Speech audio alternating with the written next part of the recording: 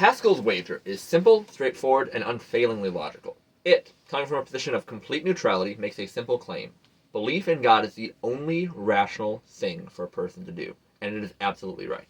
It is one of the most easily understandable and strongest arguments against an atheistic lifestyle, and we're going to give just a quick, simplified breakdown of what exactly it says. Now, Pascal's wager is not in itself an argument for the existence of God. It's not an ontological argument, cosmological argument, or anything of the sort. Rather, it's much more about you. What should you do? The argument is structured fairly simply enough. Either God exists, or he does not. And people can either act as he exists, seek to know him, seek to please him, or not. That gives you a nice 4-square grid. Either God exists or doesn't exist, times act as though he exists versus act as though he does not. Pascal's wager takes that little grid and actually applies probability to it. A little bit of math, don't worry, it's quite simple, and gets from it a proof that the only rational thing to do is to seek God. So, how does that work? Simple. It's infinite versus finite.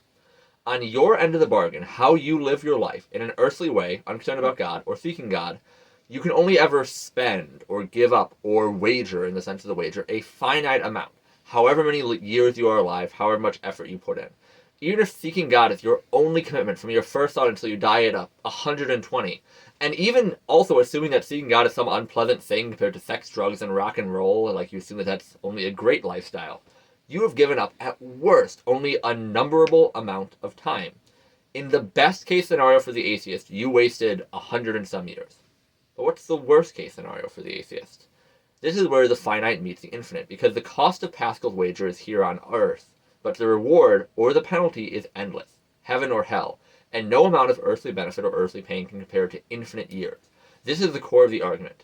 The believer has nothing to lose except some time on Earth. If he died after going to church and living a moral life, and the atheist died after a lifelong party, they're both dead. Maybe you can say in retrospect that the atheist had more fun, again, assuming that the lifestyle doesn't catch up to you in this world at some point. Look at your average celebrity. But at this point, neither of them really care, do they?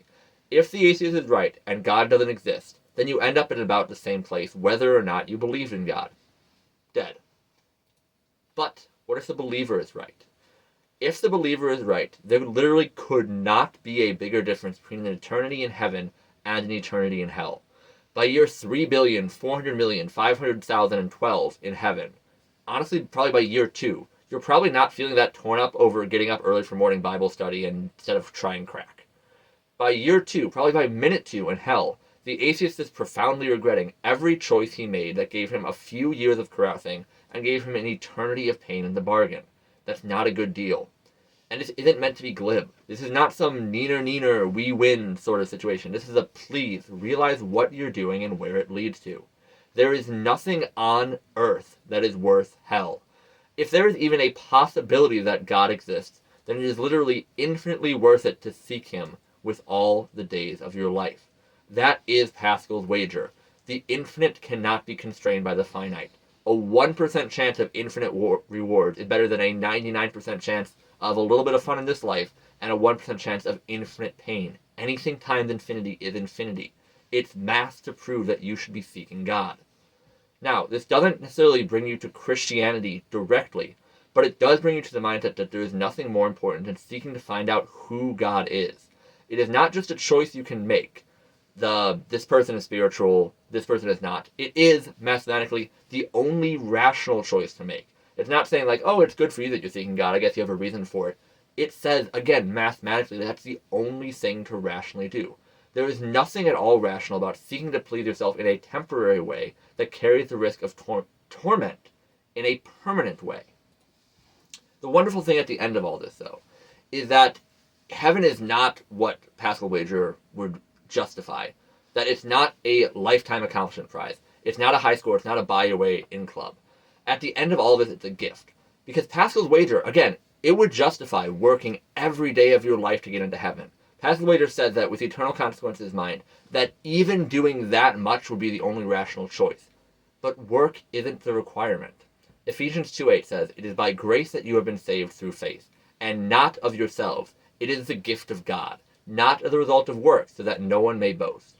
Rather, it is through faith, through repentance of sins and confession of Christ, that which is worth working a whole life for is given freely." Romans 10:9. For if you confess with your mouth that Jesus is Lord and believe in your heart that God raised him from the dead, you will be saved.